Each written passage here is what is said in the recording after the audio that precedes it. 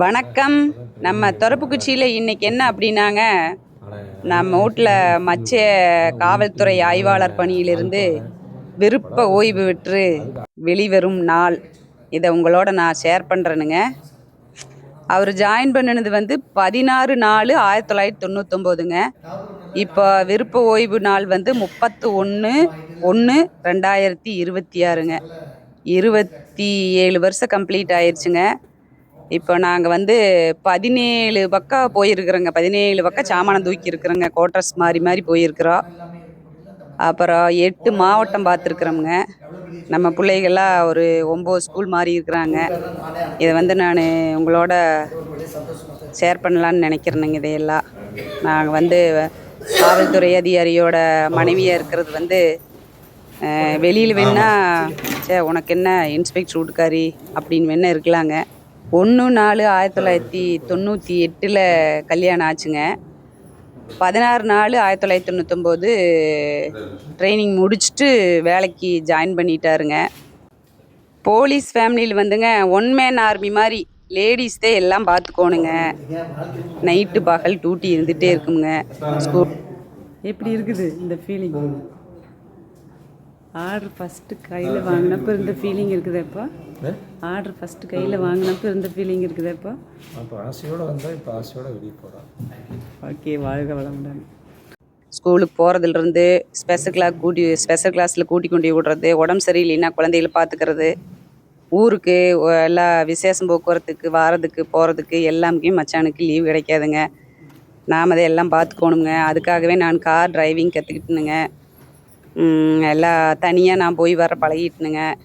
நிறையா சொல்லிக்கிட்டே போகலான்னு வைங்களேன். அதிகமாக நாங்கள் போலீஸ் குவார்ட்டர்ஸில் தான் குடியிருப்போங்க. ஏன்னா அங்கே தான் நல்லா எங்களுக்கு போலீஸ் ஃபேமிலிக்கு பாதுகாப்புங்க. நிறைய தியாகம் பண்ணியாச்சுங்க.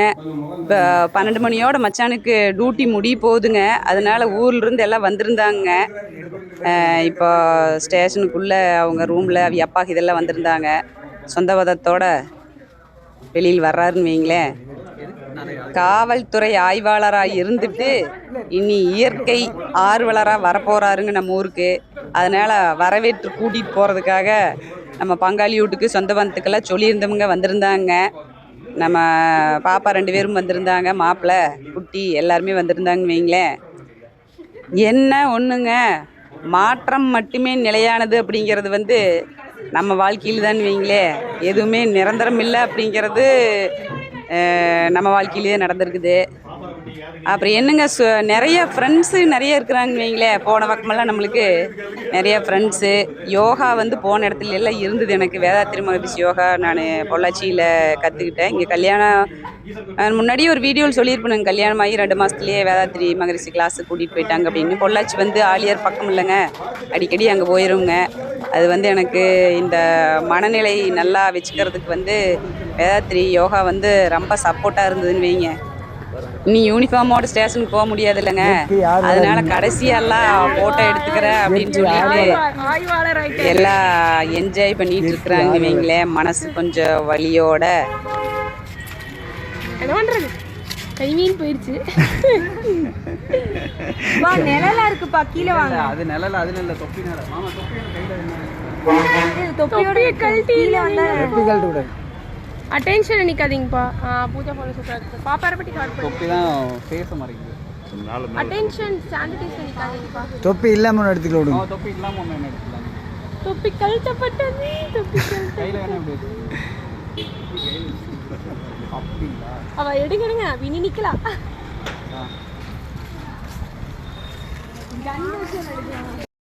பிரிவு உச்சார விழா வச்சுருந்தாங்க, அதில் பேசுனதுங்க. அப்போதான் எங்கள் அப்பாவுக்கு வேலை கிடைச்சது. நான் படிக்கிற கொஞ்ச நாள் முன்னாடி தான். ஏப்ரல் 20 நான் ஃபர்ஸ்ட் பொண்ணுங்க. ஏப்ரல் 26 1999 வேலை கிடைச்சு. நான் 99 மே 9 பிறந்தேன். பிறந்தே ஒரு வாரம் கழிச்சு அப்பா பார்த்தாங்க. அந்த அளவுக்கு காவல்துறையினால நாங்கள் நிறைய இடத்துல எங்கள் அப்பா எங்கள் கூட இருந்தது இல்லைனாலுமே இது ரொம்ப எங்களோட லைஃபோட ஒரு அங்கமாகவே இருந்திருக்கு. அப்பா இன்ஸ்பெக்டர், அப்பா எஸ்ஐ அப்படின்றது சின்ன வயசுல இருந்தே அப்படியே இருந்து பழகி நாங்கள் இதுல இருந்து எங்க அப்பா ரிட்டையர் ஆயிட்டாங்க அப்படின்றதே எங்க எல்லாருக்கும் எங்க குடும்பத்துக்கே ஒரு பெரிய ஒரு மாற்றம் தான் சொல்றோம். இருந்தாலும் ஒரு நல்ல மாற்றம் தான். இன்னும் எங்க அப்பா எங்க கூட நிறைய டைம் ஸ்பெண்ட் பண்ணுவாங்க அப்படின்றது என்ன இருந்தாலுமே எங்களுக்கு அது ஒரு எமோஷனலான ஒரு தருணம் தான். ஆனால் காவல்துறைக்கு ரொம்ப ரொம்ப நன்றி. எங்கள் அப்பாவும் அவ்வளோ தூரம் என்னதான் ஒரு அந்த ஸ்ட்ரெஸ் என்றைக்குமே எங்கள் அப்பா எங்கள் வீட்டில் வந்து காட்டினதில்லை. எல்லாரும் சொல்லுவாங்க போலீஸ்னால் ரொம்ப இதாக இருப்பாங்க, அங்கே அவ்வளோ பிரச்சனை இருக்கும். அதே ஒரு நாள் கூட எங்கள் அப்பா வந்து வீட்டில் வந்து எங்கிட்ட காமிச்சதில்லை. எங்கள் அம்மா கிட்டேயோ எங்கிட்டயோ என் தங்கச்சிக்கிட்டேயோ ஒரு நாள் கூட ஆஃபீஸ் டென்ஷன் அந்த மாதிரி நிறைய பேருக்கு நிறைய ஆஃபீஸ் டென்ஷன் இருக்கும். ஆனால் எங்கள் அப்பா போலீஸ் டென்ஷன் ஒரு நாள் கூட வீட்டில் காமிச்சதில்லை. ஸோ அந்த பேசுறது ரொம்ப நன்றி. எந்த போலீஸ் எப்படி இருந்தாலும் அது யாராச்சும் கெட்டவங்க பத்தி நியூஸ்ல படிச்சா கூட அது சினிமா போலீஸ் தான் அப்படிங்கிற மாதிரி தான் எனக்கு மனசுல போகுது. ஏன்னா எங்க அப்பா வந்து அப்படி ஒரு கெட்ட போலீஸே கிடையாது. சின்ன வயசுல இருந்தே எங்க அப்பா வந்து போலீஸை மட்டும் தான் பாத்துட்டு இருக்கேன். ஆனா ஒரு டைம் கூட எங்க அப்பா சொன்ன மாதிரி எங்களை அடிச்சது கூட கிடையாது. கம்பேர் கூட பண்ணி பேச மாட்டாரு. மிச்ச பசங்க மாதிரி நீங்க இல்ல அப்படின்னு கூட சொல்லி பேச மாட்டாரு. எங்க வீட்டுல எங்களை அடிச்சது திட்டினதோ எல்லாம் எங்க அம்மாவை அடிச்சதோ திட்டினதோ கூட கிடையாது. ஒரு ஸ்ட்ரெஸ் கூட அவர் வந்து எங்க வீட்டுல வந்து காமிச்சது கிடையாது. எங்க அம்மாக்கு எது காமிப்பாங்க, ஆனா எங்க அப்பா காமிச்சதே கிடையாது. வீட்டுல எல்லாத்துக்கூடயும் ஒரே மாதிரிதான் இருப்பாரு. ஆபீஸ்ல எப்படி இருக்காரோ அதே மாதிரிதான் அங்க எங்க வீட்டுல எல்லாத்துக்கிட்டயுமே இருப்பாரு. யாரும் ஒரு சின்ன பையன் கிட்ட கூட மரியாதை தான் பேசுவாரு. எல்லாமே அந்த மாதிரிதான் நடந்துக்குவாரு. இந்த மாதிரி ஒரு அதனாலதான் எங்களுக்கு வந்து சர்வீஸ் முடியுங்க அப்படிங்கிற மாதிரி நாங்க சொன்னோம். சரி நீங்க நல்லா பண்றீங்க.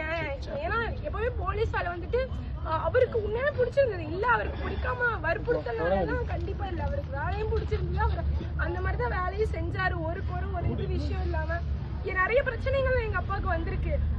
எங்க சித்தி சித்தப்பா எங்க மாமாலாம் வந்திருக்காங்க. அவங்களுக்குமே தெரியும், உங்களுக்கே தெரியும். ஆனா அது எதுவுமே வந்து வீட்டுல காட்டினதோ இது பண்ணதோ எங்க அக்கா +2 படிக்கும் போதுதான் கொஞ்சம் ப்ராப்ளம் ஆச்சு. ஆனா ஒரு டைம் கூட அதை வந்து எங்க கிட்ட காமிச்சது கிடையாது. எப்பவுமே வந்துட்டு ரொம்ப நல்லபடியா தான் இருந்தாங்க. அதனால எப்பவுமே எங்க அப்பா பெஸ்ட் தான்.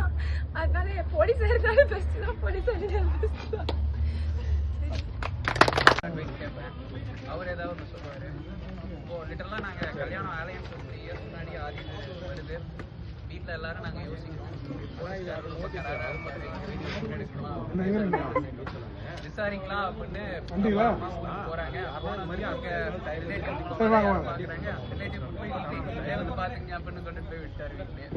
அப்படி இன்ட்ரடியூஸ் ஆனதான். பட் ரொம்ப ஒரு டிஃப்ரெண்ட்டாக எனக்கு இதாக இருக்கிறதுனால நான் அப்பாவை பார்த்தா நிறையா நான் வந்து ரொம்ப செல்ஃப்லெஸ்ஸாக பேசுவார். இவரோட பெரிய தலைவலியா இருக்கிறா அப்படின்னு கூட நினைப்பா. ஆனா கடைசியில பார்த்தா அது வந்து நேச்சுரலாகவும் இருக்கு, நல்லதாகவும் இருக்கு. தொலைநோக்கு பார்வையில் எல்லாம் பார்த்தா அந்த மாதிரி ஒரு நல்ல ஒரு இது நல்லா இதுக்கு மேலே நல்லா சிறப்பாக பண்ணுவார். அவருடைய எண்ணத்துக்குமே செயல்பாட்டுக்கு நல்லா இருக்கு. மீதி ஏதாவது போஸ்ட் பண்ணோம்னா சரி விட்டுருவார். சரி ஆல் ரைட், இன்னும் கொஞ்ச நாள் போனால் அவனே திருந்திக்குவான்னு. அந்த மாதிரி ஒரு நல்ல பாயிண்ட் விவசாயத்துலேயும் சரி, ஒரு சாப்பாட்டு இது ஒரு ஒரு கலப்படம் இல்லாமல் ஒரு நேச்சுரலாக கொண்டாடணும். இந்த மாதிரி இருக்கிறவங்களெல்லாம் நல்லா செஞ்சு ஒரு நல்ல விதமாக கொண்டாடுறதுல நல்ல ஆர்வமாக இருக்காங்க. அதை நிலச்சி நல்லா கொண்டாடுவார். இன்னும் ஒரு பேரும் புகழ் இதுக்கு மேலே இப்போ என்ன பேர் புகழ் கிடைச்சதோ அதை விட இன்னும் பெரிய பேர் புகழ் கண்டிப்பாக அவர் கிடைக்கும். ஏன்னா அவருடைய செயல்பாடு அப்படி இருக்குது. அதனால இன்னும் நல்லா வருவாங்கன்னு நம்பிக்கை இருக்குது. நல்லா வரணும்னு நம்பிக்கை வைக்கிறேன். வருவார் கண்டிப்பா. வாழ்த்துக்கள். அத்தையை பத்தி பேசணும் அப்படின்னு ஆசைப்பட்டேன். ஆக்சுவலி மாமா எப்படின்னா ஒரு நல்ல மேனேஜ்மெண்ட் ஸ்கில் இருக்கு அவங்களுக்கு. எப்படி இப்ப அத்தை கிட்ட இந்த பொறுப்பு கொடுத்துருவாங்க, பாப்பா கிட்ட இந்த பொறுப்பு கொடுத்துருவாங்க, அக்கா கிட்ட கொடுத்துருவாங்க. மேனேஜ் தெரிஞ்சுங்க. அதே மாதிரிதான் தாத்தா கிட்ட. ஸோ அதே மாதிரிதான் இங்கே ஃபாலோ பண்ணிருப்பாங்க அப்படின்னு. அண்ட் தென் மாமா வந்து எப்பவுமே ஒரு நல்ல இன்ஃப்ளூயன்ஸா இருப்பாங்க. எப்பவுமே பேட் இன்ஃப்ளூயன்ஸ்ங்கிறது நடக்கவே நடக்காது. ஸோ இப்போ ஒரு விஷயம் மாமா பண்றாங்கன்னா எங்க ஊர்லயே எல்லாருமே அதை ஃபாலோ பண்ண ஆரம்பிச்சிருவாங்க. ஆப்வியஸ்லி அது ஒரு குட் திங்கா தான் இருக்கும். எல்லாருமே அதை ஃபாலோ பண்ண ஆரம்பிச்சிருவாங்க. அந்த மாதிரி ஒரு குட் இன்ஃப்ளூயன்ஸா இருப்பாங்க. இப்போ வந்து மாமா இன்ஸ்பெக்டரா இருக்கிறது அவங்க ஃபேமிலிக்கு மட்டும் தான். எங்க ரிலேட்டிவ்ஸ் எல்லாத்துக்குமே ஒரு பெருமை தான். எங்க போட நாங்க சொல்றோம் எங்க மாமா இன்ஸ்பெக்டரு. அவங்க எந்தெந்த ஊருக்கு போயிருக்காங்களோ ஓகே எங்க மாமா இருந்திருக்காங்க, இங்க எங்களுக்கு தெரியும். அந்த மாதிரி நாங்க எங்க போனாலும் சொல்லலாம். ஸோ எங்களுக்கு வந்து மாமா இன்ஸ்பெக்டரா இருந்தது பெருமை தான். இப்போ வந்து ஒரு இயற்கை விவசாயம் இருக்கிறதும் ரொம்ப ரொம்ப பெருமை தான். என்ன காரணம் தெரியல. ஏஆர்எஸ் கொடுத்து வரக்கூடிய அளவுக்கு என்ன நெருக்கடி என்ன இருக்கு இன்னும் புரிஞ்சுக்க முடியல. ஆனால் இவரோட மகத்தான சிறப்புகளில் ஒன்று கோபம் வராது, எல்லாத்தையும் அன்பாக இருப்பார். இது எல்லாம் தாண்டி ஒரு இயற்கை ஆர்வலர். தன்னோட சொந்த செலவில் எங்கள் ஊரில் 3000க்கும் மேற்பட்ட மரங்களை வச்சு இன்னும் வளர்த்துட்ருக்கார். தனி ஒருவனா பேர் கூட இருந்துமே எல்லாத்தையும் எதிர்ப்பையும் தாண்டி ஒரு ஊரை பசுமையாக்கணும்னு தனிப்பட்ட முயற்சி செஞ்சுட்ருக்காரு. இன்னொன்று பேக்ரவுண்ட் இன்னும் வந்து என்விரான்மெண்டல் சயின்ஸில் வந்து என்னை பிஹெச்டி பட்டம் அவர் கொடுக்கலாம். அந்த அளவுக்கு வந்து எல்லா இடத்துலையும் தாராய்ச்சி பண்ணி ஒவ்வொரு எடுத்துக்காட்டிலையும் எடுத்து போட்டு எல்லாத்துக்கும் வந்து புரி வச்சுட்டு இருக்கார். ஒவ்வொரு விஷயங்கள் விவசாயத்தில் ஆர்வம் இருக்கிறத விட அதை இன்னும் கூட மக்கள்கிட்ட சேர்க்கணுங்கிறது வந்து ரொம்ப கவனமாகவும் பாடுபட்டும் இருக்கார். ஆனால் அந்த ஒரு சிறப்புகளை எப்போ பாராட்ட வேண்டியதான். ஸோ அவர் பணிச்சுமைங்கிறத விட அது எந்த தொழில் மேலே அதிக ஈடுபாடு இருக்கோ அதை சார்ந்து வாரது மனித வாழ்க்கை இயற்கை. அந்த வகையில் அவர் வந்து தன்னோட பதவி பெருசாக நினைக்காம ஒரு சர்வீஸ் பெருசாக நினைச்சு வெளியே வர்றார். அதே மிகச்சிறந்த பாராட்டுக்குரியது தான். அதில் எந்த ஒரு மாற்றம் கிடையாது. மீண்டும் எங்கள் ஊருக்கு வந்து இந்த பணியை சிறப்பாக செய்வதற்கு என்னோட இனிமையான வாழ்த்துக்கள். நன்றி. நிறைய போலீஸ் லைனில் இருந்தும் நிறைய பேசினாங்க. அது எல்லாத்தையும் வீடியோவை போட முடியலைங்க, நேரம் கருதி. இதோட முடிஞ்சுதுங்க. இப்போ வந்து கோட்டர்ஸ் காலி பண்ணியாச்சு. இப்போ நம்ம வீட்டில் இருக்கிறத விட நம்ம ஒரு நிம்மதியாக ஒரு இடத்துல இருப்போம் அப்படின்னா நான் போலீஸ் குவார்ட்டர்ஸில் இருந்தேன். அது என்னால் இன்னுமே என் லைஃப்பில் மறக்க முடியாதுன்னு வைங்களேன். கொடுங்க, நம்மளோட வீடியோ எடுங்க.